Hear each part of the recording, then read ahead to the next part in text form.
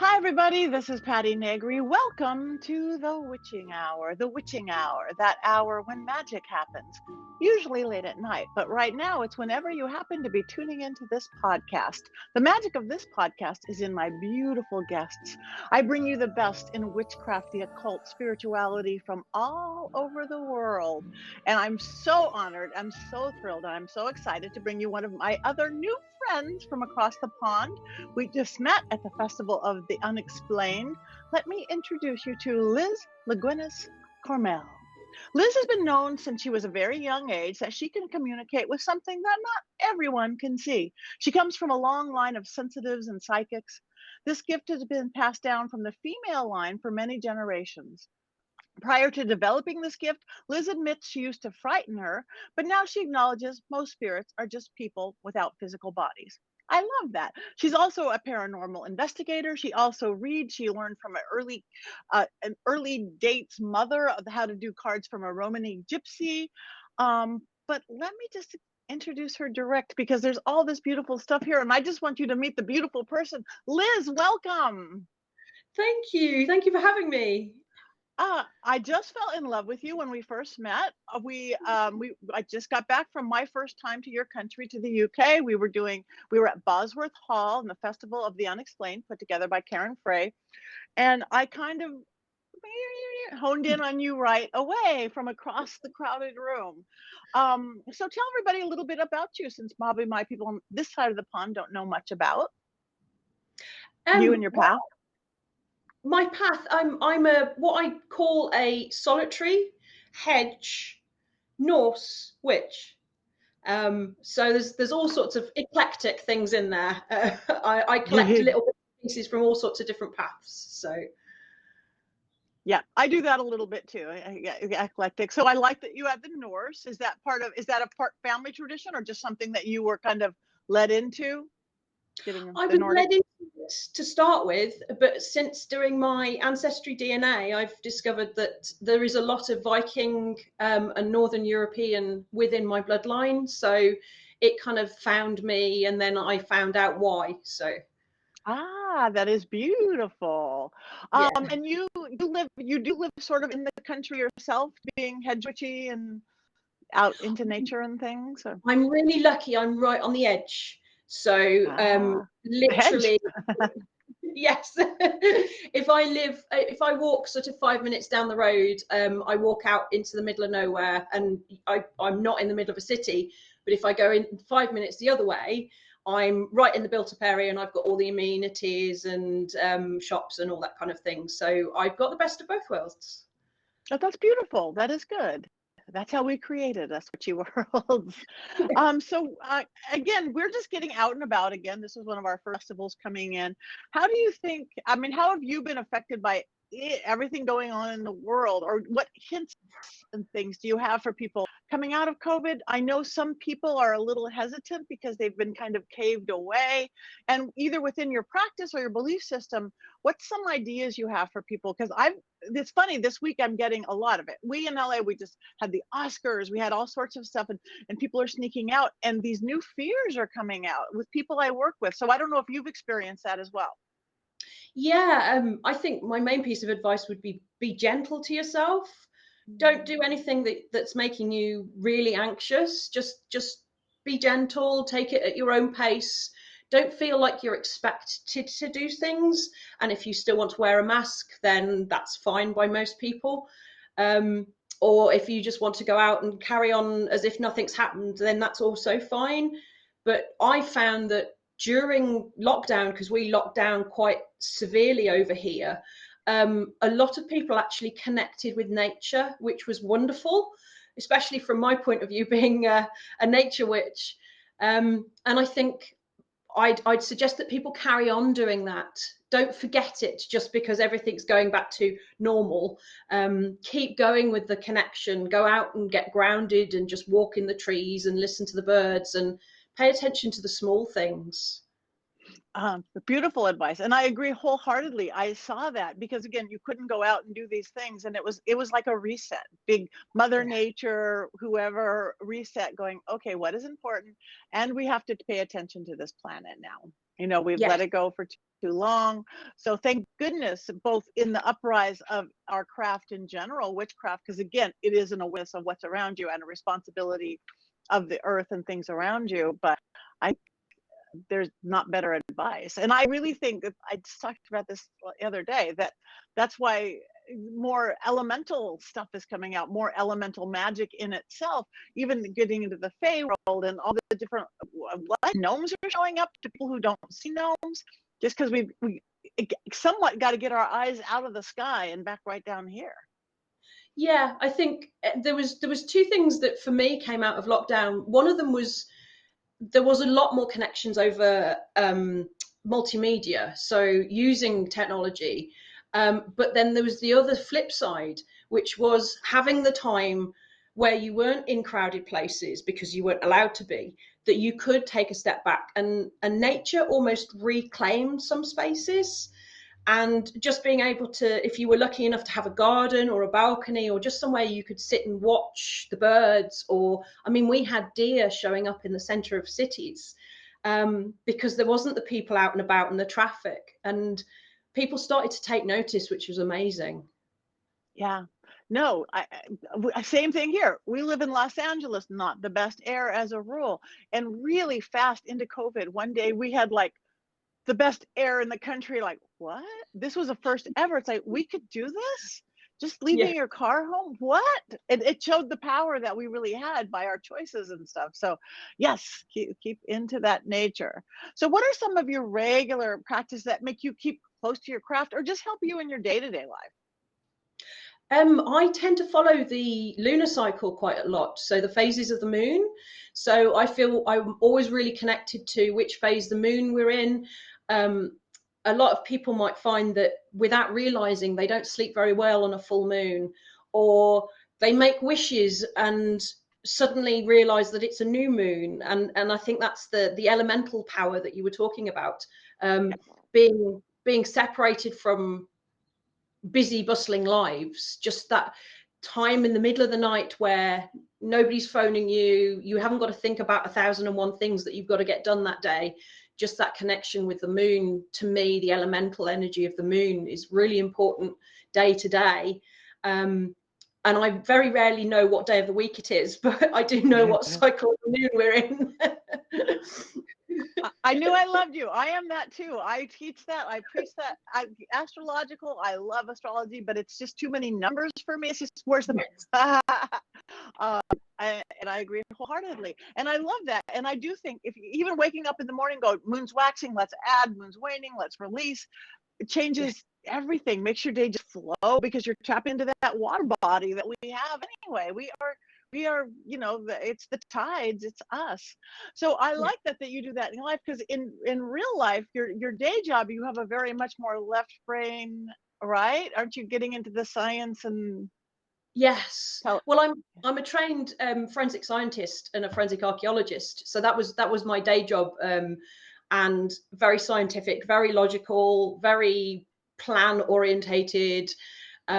So I try and let that go to a certain extent when I'm not at work, when I'm not thinking scientifically, but I carry that over into my paranormal investigations.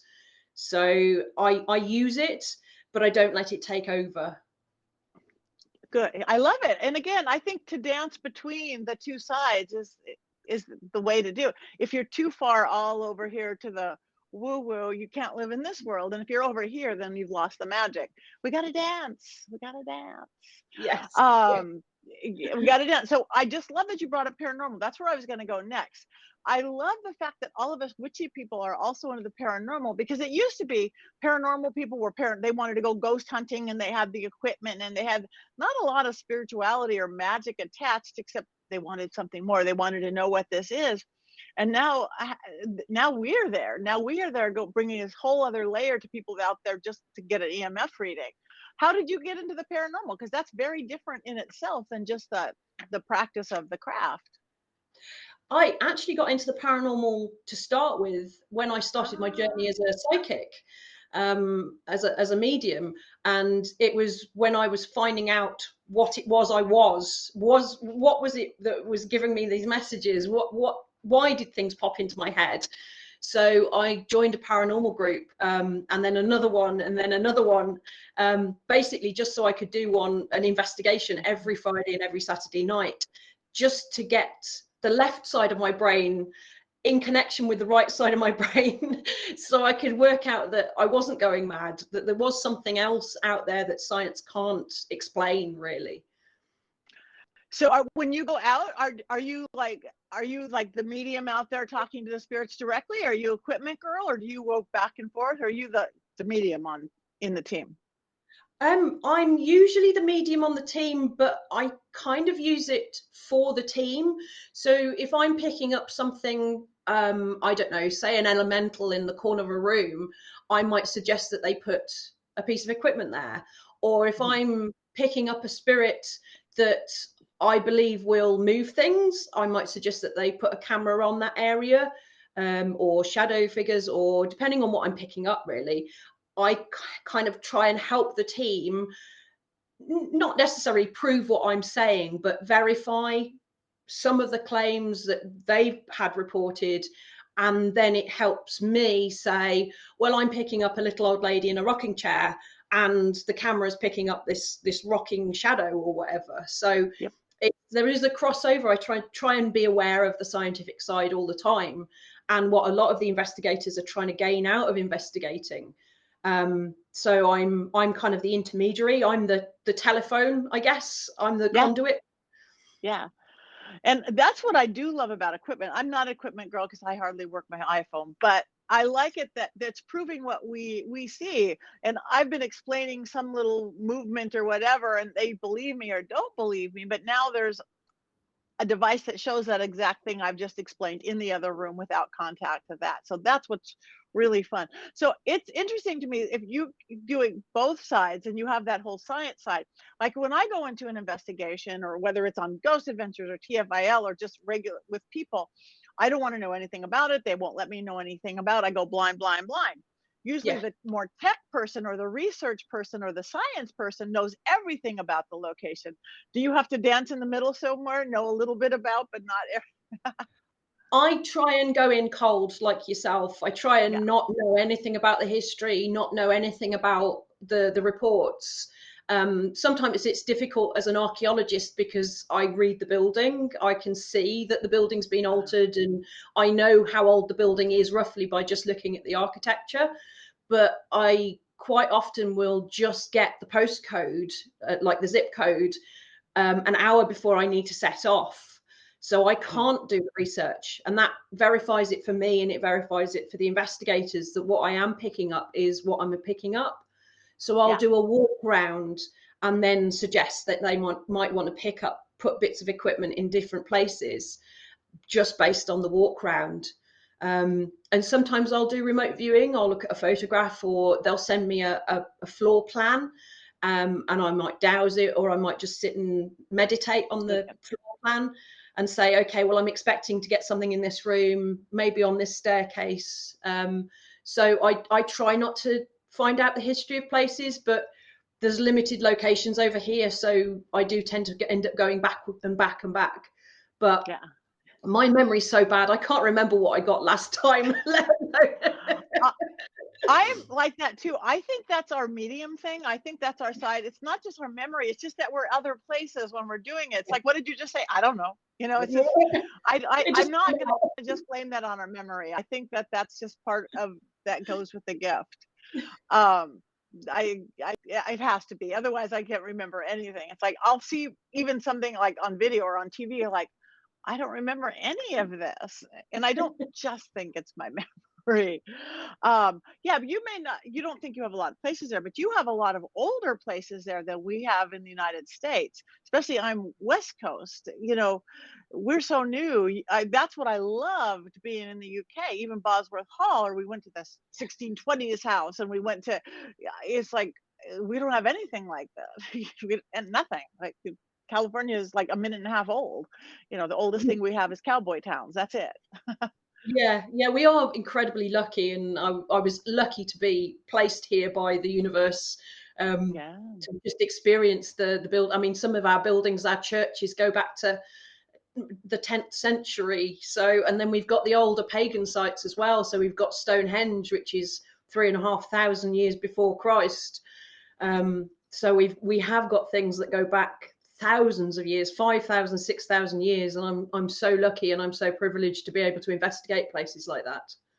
So tell me about that. Is like number one or two on my bucket list of where I haven't been yet and want to go. Have you been to Stonehenge? I would take it. Is that a place that you have? You Yes. Do you feel it? Do you feel it? Do you feel the magic roots, the witchy roots? It's one of those places that's kind of overpopulated most of the time. So it does get lost in the busy static of lots of people. But I have been lucky enough to stand inside the stone circle with 6 other people. And you do feel the stones talking. It's amazing, the energy coming off, especially the blue stones, which are the smaller ones, not the big rectangular ones on top of each other. I would suggest Avebury as for anybody who's spiritual. Visit Avebury, which is just down the road from Stonehenge, and that has an amazing mystical feel, and is less populated. There's fewer people there, so it's less well known outside of the UK. So definitely anybody internationally, I'd suggest going to Avebury, and then if you get a chance, go to Stonehenge as well. But it hasn't got anywhere. Stonehenge hasn't got anywhere near the mystical energy feel that Avebury does have. Okay, I will. That's on my bucket list too. I'll do them both.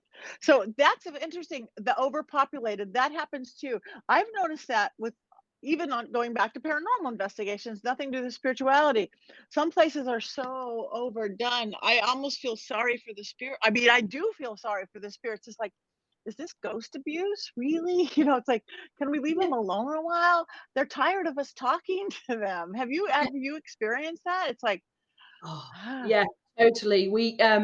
There's so many places that are so famous and appear on all the TV shows over here and internationally as well. So we call it being overfished. It's like a lake. If you overfish it, you're not going to catch a fish. So yeah, the spirits are just people without bodies, and I can just imagine somebody coming around to my house every Friday and every Saturday night asking me to be a performing monkey. Some weekends I'd just go and hide in my bed with a duvet over my head, just going, leave me alone. Exactly. No more K2 meters. I don't want to ring it. I don't want to make it go red. That's what I feel like. I'm sorry. Yeah, we have found that some of the places that have been overdone have actually, I guess, recovered in a way after COVID, because we weren't allowed to do investigations for nearly 18 months. So going back to those places, it's almost hyped up the atmosphere and hyped up the activity, because it's almost like they were missing us. Probably were. So now if we could take that awareness and meet in the middle somewhere and not overdo it, just like with the planet, we can go out again, but let's have a little more, respect and observation to it. Yeah. So how did you go into the sciences, architecture and forensic? How did that happen? This magical little being I see right there. Basically, when I was over here, when you're 18, you have to choose where you're going. Well, 16 to 18, you choose where you're going in education. And I had I wanted to do science and arts, and my school wouldn't let me because they clashed on my high school. They clashed on the timetable. So I had to make a decision. So I went down the forensic science route. But then kind of found my way back to the arts with archaeology, because that's a bit of a crossover. There's a bit of spirituality. A lot of archaeologists are into dowsing and into the more spiritual side of things. So, but then I went back into more scientific when I went into the forensic archaeology, or forensic anthropology, as you guys call it over there. So helping the police with recovering murder victims. So I'm very much in between the two camps, a kind of Renaissance person, I guess. That's beautiful. I have never done that. I've never worked with police and stuff. So do you, again, dance between that? Do you use your psychic ability, your mediumship skills to do it, and then take the science down with it? This fascinates me. I've only done it once, and that was actually a murder where they believed that dark witchcraft was involved. There was some kind of ritualistic element to the killing, and they showed me the photographs knowing that I was a witch, and they were asking for advice as to what everything meant at the crime scene. And I kind of described the murder scene. They'd got 4 trees at the cardinal compass points.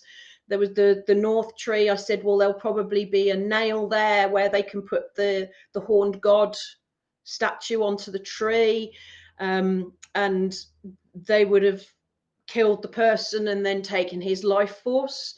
And I would put money on the murder taking place on the dark moon. And they kind of looked at me as if to say, well, were you there? Because this is exactly what we found out when we questioned the suspects. So that was really interesting. But I've never actually met a spirit at a murder scene, simply because I think it's too quick. Because we're there doing the investigation as a CSI within hours or days of the murder taking place, and I think the spirit needs time to recover and to come back. Yeah, that makes sense, because it's too soon. I won't even try to contact a spirit right away. I give them 40 days. I think that's the transition. So that would make sense, that if it's not, not like a cold case, that you wouldn't. Fascinating, though. I love it. They bring you in for your expertise of this happened here, and then they wonder how you know it, because then that's exactly why they brought you in. Ha! Science. Yeah. So I know you have some good things coming up. What are some things that you're looking forward to, both in the new year and in life, and in any events you might be doing? Event-wise, I'm actually speaking at the Day Festival from the Festival of the Unexplained that I met you at this Saturday coming on the 2nd of April. I'm actually doing a talk about the wheel of the year, so the Sabbats and what witches in general celebrate throughout the year and what they mean to witches. The following week, I'm doing a charity investigation for the local branch of the RSPCA that I'm chair of. So we're taking guests on an investigation who've probably never done an investigation before, and introducing them to the investigation side, and hopefully we'll get something happening. I've recently started a team with 4 other friends, Raw Paranormal, and we're looking forward to taking that forwards and building that, and exciting times ahead with that, really. That's beautiful. I do a lot of charity work too, and I like to combine these worlds like you do. I think there is nothing more fun than taking people who aren't in that world and taking them on an investigation. Actually, the very first ghost adventure I got like 7 years ago was because I had done a spirit salon with the Hollywood Arts Council, and taken people, dressed up in formal attire on a walkthrough, no big things. And I, encountered Charlie Chaplin, and I explained what's what, and they told ghost adventures. I knew right where he was. So that's how that happened. But people like that who aren't in that world, it's just like, Yes, so have fun with that. It's like, thank you. Yeah, well, it's like a kid in a candy. Yeah, we're doing a fancy dress competition as well, but we're rolling that into a Singapore experiment. So the place that? Well, the place we're investigating at is a bonded warehouse. So it's a warehouse where the goods were taken off the canal, and they had to pay the tax as it was unloaded from the canal boats. And there were gangs. Some of your listeners might have heard of Peaky Blinders. There's a TV show called The Peaky Blinders, and they were a gang in Birmingham, an organised crime gang, a bit like the mafia kind of thing. So we're tying the Peaky Blinders theme in with the warehouse being a similar age. The Singapore experiment basically looks at, when you dress up, you play music from the time. Does that elicit more attention and more activity from spirit because you're doing something familiar to them? I love that. I think it does. I did not know that that's what it's called.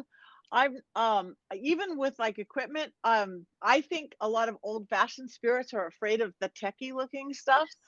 Yes. I have this one, a friend of mine, Dan McBain's, invented, it looks like a crystal ball. It actually has a selenium crystal ball on it. Mm. Inside, it's kind of like an ovulus, but they're much less afraid of that. Somebody's grandma's spirit or somebody in a house from 100 years ago, versus some weird flashing light, high tech, looks like it comes from outer space thing. So I do think there's truth to that in how you dress and the music and things like that. Because Well, music I for me has been a big touchstone. Yeah, I get it a lot at especially buildings from the medieval times over here, so 1600s and 1700s, where witches were persecuted.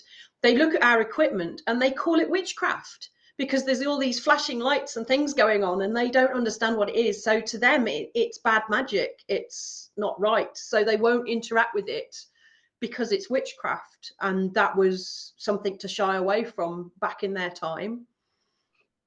That's interesting. And now, speaking of, since you were there, I'm West Coast, so I wasn't with all the witch trials and things like that we had in Salem and our East Coast. Have you actually encountered any spirits of witches who were persecuted for being such, whether they really were witches or not? Yes, Wow. yes. There's the famous place over here called Pendle Hill, and that's probably the most famous witch trial over here, where they were hung. The witches, the so-called witches, were hanged at Lancaster Wow. Castle. Um, I've been to places where there's been covens or groups of wise women or women who've got knowledge of herbs or Yeah. midwifery, and they don't want to come forward to most investigators. But when they recognize me as a witch or a wise woman who knows the ways and herbs and things, they're more able to feel comfortable coming forwards. And I think that helps a lot, being a witch, using that knowledge in investigations. Yes, I love that. Okay, that's on my bucket list too. Go someplace where I can talk to these beautiful women, not just, especially doing a lot of TV. It's like, how many times do you have to go to the insane asylum or the prison or the serial killer's house? I like nice ghosts. I like ghosts with something more interesting to say.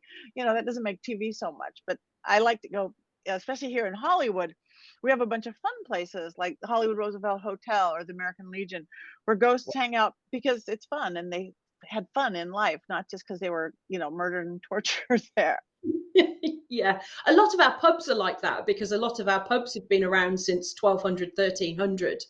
So they're the places that people socialized and went for a drink and had a good time, chatted about things at the end of the day after work. And it's a place that's familiar and comfortable for them. So a lot of our pubs are haunted by past customers, I guess. I felt that again. The little bit I got out of Bosworth, anything that could have been a mistake turned out to a positive. Like, we messed up on our COVID tests working with Karen, and so we had to go to Nottingham, which was great. We got to go to Nottingham, and then we got to go to a pub. It was like the oldest pub in England, something called the Jerusalem, Trip to Jerusalem, from like Yes. 1100. It's like, I've never been in any place from 1100.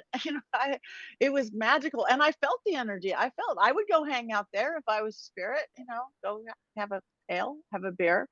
So anything that on that trip was so magical. That could have been like, they moved the guys from the wraith chasers. They moved their flights up way early, so we all had to leave at like 0 o'clock in the morning to go there. But because of that mistake, I got to go to London, which I wouldn't have. So it was just a magical trip from here to there.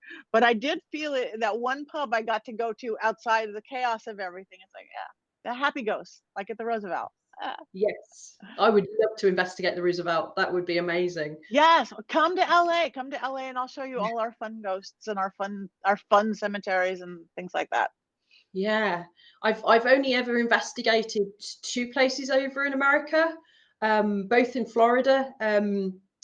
One was a cemetery that actually turned out to be both a Native American site and a Civil War battlefield at the same time. Wow. So that was kind of a bit of overwhelming. So that was amazing. So there's so many places I want to investigate over in the US that are totally different to anywhere that we've got over here. Yeah. Yes, definitely. I've never even been to Florida. I think that's on my list too. But yeah, we have, because do have so much Native American, and they were such a spiritual people, and there was such the weird history attached to it and things that you feel even in Los Angeles, again, our modern city, there's certain areas that have such heavy paranormal, unexplained spiritual activity, and it's because those were these sites where these people lived and worshipped and did magic. Even where I live in Hollywood, I besides, that also it was Native American Indian land, we have all these little vortexes of energy, and you have them there too. Every place feels so different, whether you call them grid lines or the vortexes. I think where I live in Hollywood, um, Hollywood could not be anywhere else in the world, because there's these energy vortexes literally through the Hollywood Hills, literally somewhat close to the Hollywood sign, that it brought in the dreamers, it brought in the writers, the actors, the musicians, and the spiritual. Just by my house in the middle of Hollywood with all the movie studios, I've got like 7 or 8 major religious places, everything from monasteries to theosophy to self-realization to Vedanta. It's the energy brings them in. It's a kind of a love-hate thing. Yeah. So Well, so yeah, Stonehenge, yes, they think that's on the junction of 4 or 5 ley lines, energy lines. So yeah, people gravitate towards that, whether they understand what it is. But not. people have always built religious buildings on those junctions, whatever religion it is. And then, like you say, the creativity, the people being drawn with similar interests to the one area, I find that really interesting. But yeah, I'd love to come to LA and investigate. That would be so cool. Okay, we'll get you here. I'm coming back to the UK, and you come back here, and we'll do both. So what else is on anything fun that you want to do this year, or now that we're coming back, or in your practice, or do I know you're solitary, you work alone mostly. Do you work with people? I mean, well, that's kind of something that you taught me at the Festival of the Unexplained. I don't do an awful lot of what we did that evening with reading spirits connected with people. I tend to have got a bit lazy and use tarot as my conduit, as my connection. So working with you, doing the tag team thing with you was kind of proof that I can do it, and it's something that I've got lazy about, and I need to practice more at. So I want to work rather than just I've settled back into a comfort zone. Okay, my friend, it is not that you can do it. You are brilliant at it. Thank you. You guys, I wish we had it on recording, but we don't have a recording. We did tag team, and you are brilliant at mediumship for people in that room, because that's what when you're doing the TV and you're in the hotel or the insane asylum, whether it's a seance or a gallery, is talking to the spirits of the people in the room. And you guys, it was amazing. Liz and I and we'd finish each other's sentences, and we'd go back, and people were looking at us like we were in a tennis match. Like, look at Liz, look at Patti, look at Liz, look at Patti. It was brilliant. I've never had so much fun, actually.